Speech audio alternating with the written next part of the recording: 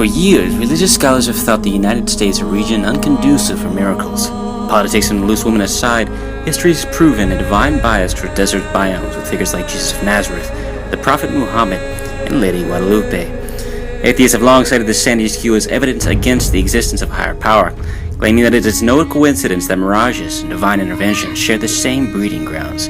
But for the pious people of the Great Plains, it's plain disappointing. Deserts be damned, a St. Louis house cat may change all that. At the ripe age of 1, Annabelle, a gorgeous domestic longhair, took a trip to the vet expecting some good old-fashioned tube tying. Little did doctors know Annabelle would soon return home as fertile as ever. Malpractice or the mysterious ways of God, we'll leave that one for the omniscient, but her pristine ovaries would soon surprise the world. 5 years passed while the pussycat lived a calm, chaste life with their loving family, the Mileses. Things fell apart, however, when litter-mate Olaf was struck and killed by a car. Andrea Miles, her owner, testified to the effect the death had on her feline friend.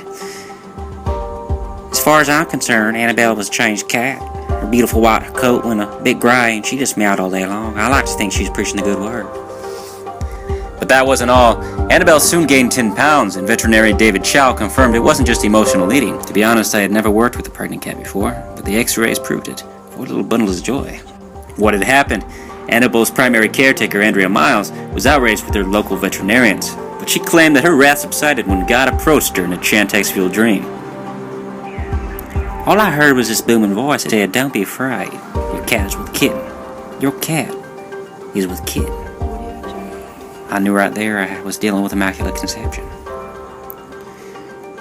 Weeks later, Annabelle went into labor and delivered 4 healthy babies. Despite her reported vision, Andrea never considered litter size and has had difficulties identifying the true Son of God. Well, I know it's not Yahweh or Holly because they are girls, so it's down to Spirit and Emmanuel.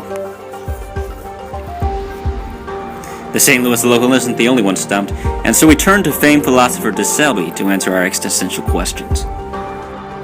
Thank you again for being with us here today, De Shelby. If you wouldn't mind, I'm going to start off with some simple questions.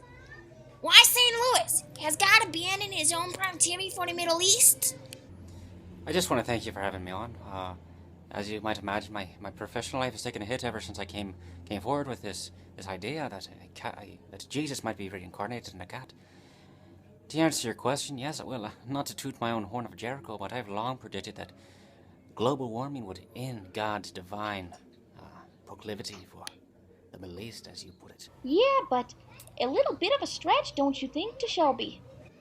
No, I don't think it is at all a stretch. I think, as you well know, that as global warming has taken its effect, our climates are becoming slowly homogenized, and I think it wouldn't be a stretch to say that, I'm not saying.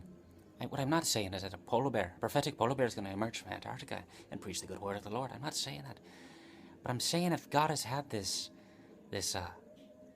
favoritism towards hot climates, with global warming equalizing this everything, would it not make sense that he could emerge from a northern or Arctic climate?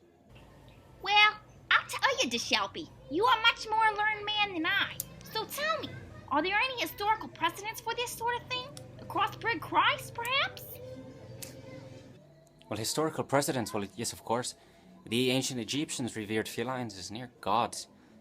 That's not all. Zeus himself spread his seed around various gene pools, impregnating cattle, chickens, perhaps even. I recall one story when a unlucky chicken was penetrated by that deitic dick of the deity. But recall, perhaps the prime example is the Minotaur. That the great Minotaur was the offspring of Zeus. Now, why would discrimination start now in the 20th century? I don't reckon I know. Well, as made evident in your book, Golden Hours, you have been quite vocal with your opinion on the age-old debate, cats vs. dogs. Do you feel that Annabelle and her biblical brood may sway public opinion? Well, yes, it's a very fair question, and I've given it a lot of thought. Actually, well, I'll tell you that shortly after my answer. But my point is this: yes, I do think God has made a stance. He's decided that man's best friend is an affront to man's savior, the feline. I think the whole age-old debate between cats and dogs has been finally settled. as I was saying, last night I actually went outside, put a shotgun to my border collie's head, and I blew his head off. I regret that slightly, but I think people should follow my example and just, if you've got a dog, if you've got a parrot, you've got a ferret. In fact, if you've got even the hamsters, I think the hamsters should be thrown into washing machines. You get the point. Cats are where it's at. God has chosen felines. Well, Shelby, as always, it was such a pleasure. Thank you so much for joining us. The wise de Selby shined much-needed light on Annabelle and Divine Litter, but mystery still remained. Sadly, my investigation came to an abrupt end when I posed a question to owners Andrea Miles and Francisco Carretero. If their kittens were truly God and carnivore, what then was Annabelle? Divine, or merely flesh and blood? The couple drew different conclusions, and I was forced to bear witness as their discussion devolved into domestic abuse when Francisco Carretero, a self-professed Catholic, began lashing his spouse with a ball and string cat toy. Soon after, we promptly took our leave. Has a higher power truly paid a visit to the Midwest? Well, that's for Rita to decide. But one thing is certain, crime will always be committed in the name of God, be it a feline or a great ape.